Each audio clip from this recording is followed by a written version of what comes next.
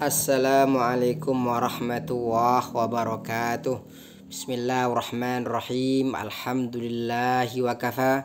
Wassalatu wassalamu ala Muhammadil Mustafa wa ala alihi wa ashabihi ulil fadli wal makarimi wal wafa.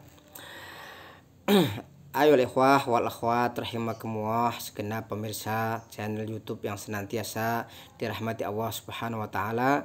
Mari kita lanjutkan untuk tadabbur hadis mi'at wasiyah nabawiyah, 100 wasiat Nabi Muhammad sallallahu alaihi wasallam. Kita akan mengkaji hadis yang ke-89, 90, 91 dan hadis yang ke-92. Hadis yang ke-89 dengan tema hifdzuddin wal badan, menjaga agama dan badan atau tubuh. An Khawlat bin Hakim radhiyallahu anha anna sami'at Rasulullah sallallahu alaihi wasallam yaqul idza nazala ahadukum manzilan falyakul a'udzu bikalimatillahi tammati min syarri ma khalaq fa innahu la yadurruhu syai'un hatta yartahila minhu. Hadis ini diriwayatkan dalam Sahih Muslim. Dari Khawlah binti Hakim radhiyallahu anha bahwa ia mendengar Rasul bersabda, jika salah seorang kalian masuk ke sebuah tempat, ke sebuah rumah atau sebuah tempat ya, maka hendaklah dia mengatakan doanya, a'udzu bikalimatillahi tammati min syarri ma khalaq. Aku berlindung dengan kalimah-kalimah Allah yang sempurna dari kejahatan makhluk yang ia ciptakan. Apa fadilahnya? Apa khasiat dari doa ini? Rasul mengatakan, melanjutkan dalam sabdanya, fa innahu la yadurru syai'un hatta yartahila minhu. Sesungguhnya tidaklah sesuatu mencelakakannya atau mendatangkan madarat kepadanya kecuali ia akan segera meninggalkannya. Penyakit atau kita sekarang di masa pandemi ini, barangkali dengan doa ini Allah Subhanahu wa taala akan mengangkat virus corona dari alam semesta atau yang lainnya, kejahatan makhluknya. Misalkan di tengah hutan ada singa, harimau, kita baca doa ini Allah tundukkan mereka. Atau di jalan ya, mendapatkan bahaya ancaman, dengan doa ini a'udzu bikalimatillahi tammati min syarri ma khalaq. Allah jaga kita, keluarga kita, rombongan kita, jamaah kita.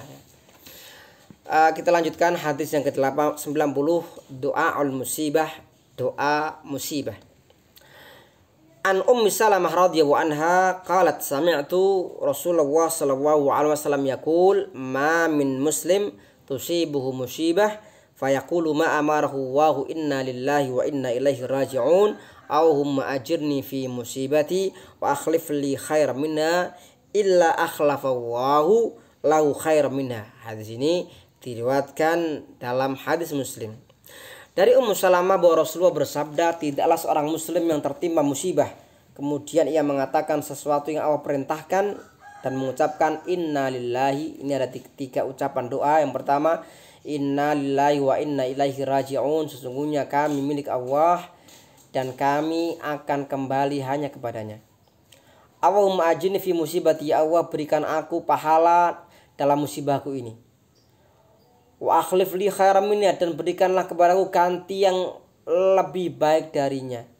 Maka Rasul mengatakan illa akhlafallahu lahu khairan minha, kecuali Allah akan mengganti kepadanya untuknya yang lebih baik dari apa yang dia telah kehilangan tadi.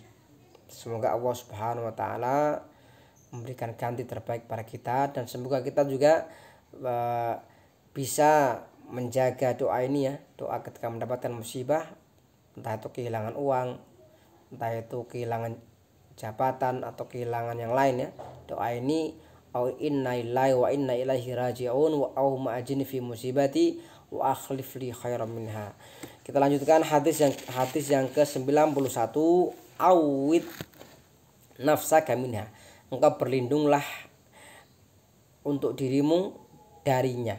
An Abi Hurairah radhiyallahu an qala Rasulullah sallallahu alaihi wasallam ta'awwadu billahi min jahdil bala wa darakis syaqa wa su'il qada wa syamatatil a'da. Jadi kemudian para ulama mereka membuat doa, Allahumma inna na'udzubika min jahdil bala wa darakis syaqa wa su'il qada wa syamatatil a'da.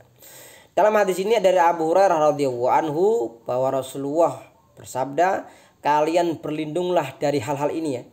Dari Allah, dari hal-hal ini, min jahdil bala, dari dahsyatnya, sangatnya ujian, penyakit yang bertahun-tahun, kemarau panjang, virus corona pandemi yang juga bertahun-tahun belum selesai. Doa ini ya.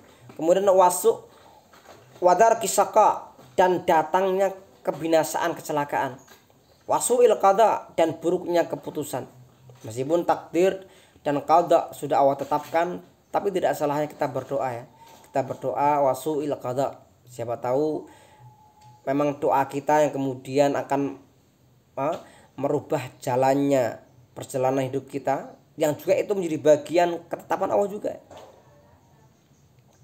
Sebagaimana Umar bin Khattab ketika di masa pandemi saat itu ya, ketika beliau di masa pandemi di daerah Syam terserang wabah taun. Kemudian Umar ketika mau masuk ke kota Syam, mendengar berita itu, Umar kemudian berbalik. Para sahabat yang bersama Umar mengatakan, Umar, kenapa anda kok takut dengan taun, kan bagian takdir Allah, kenapa anda takut takdir? Umar mengatakan, nafirru min qadarillah ila qadarillah, kita lari dari takdir Allah menuju takdir yang lain. Jadi manusia, meskipun Allah telah menetapkan segala ketetapan qada di lauhul mahfuz sana, tetapi bukan berarti kita kemudian bergantung kepada takdir. Kita harus ikhtiar, harus usaha. Kita tidak bisa berleha-leha, hanya bersantai, hanya mengandalkan jikalau tidak. Tapi kita harus bergerak ya. Kita harus bergerak, harus obah.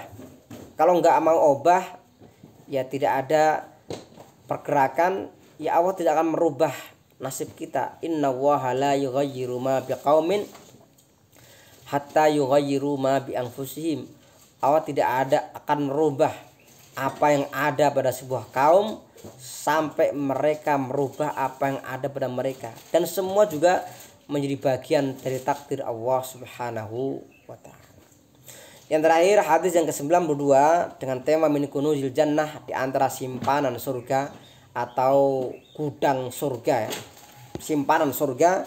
An Abi Musa radhiyallahu anhu qala Rasulullah sallallahu alaihi wasallam, ya Abdullah bin Qais, ala u'allimuka kalimatan hiya min kunuzil jannah, la haula wala quwata illa billah. Wahai Abdullah bin Qais, maukah engkau aku ajari sebuah kalimat yang ia adalah min kunuzil jannah, di antara gudang surga. Artinya di antara isi surga atau sesuatu yang mengantar kita ke surga, yaitu la haula wala quwata illa billah. Tidak ada kekuatan, tidak ada rekadaya dan kekuatan kecuali illa billah, dengan Allah Subhanahu wa ta'ala. Manusia punya target, punya obsesi, dan kemudian meninggalkan Allah, maka ia tidak akan punya kekuatan. Sebaliknya, seorang selemah apapun, ketika Allah sudah memberikan kekuatan kepadanya, maka semua akan kun fayakun. Jadilah, maka dia akan terjadi. Demikian, tadi ada beberapa doa yang tadi kita kaji dalam hadis ya, beberapa hadis tadi. Semoga Allah Subhanahu wa ta'ala tetap menjaga kita dan keluarga kita semuanya. Jazakumullah khairan katsira. Mohon maaf atas segala kekurangan. Usikum wa iyaya bitaqwallah. Wassalamualaikum warahmatullahi wabarakatuh.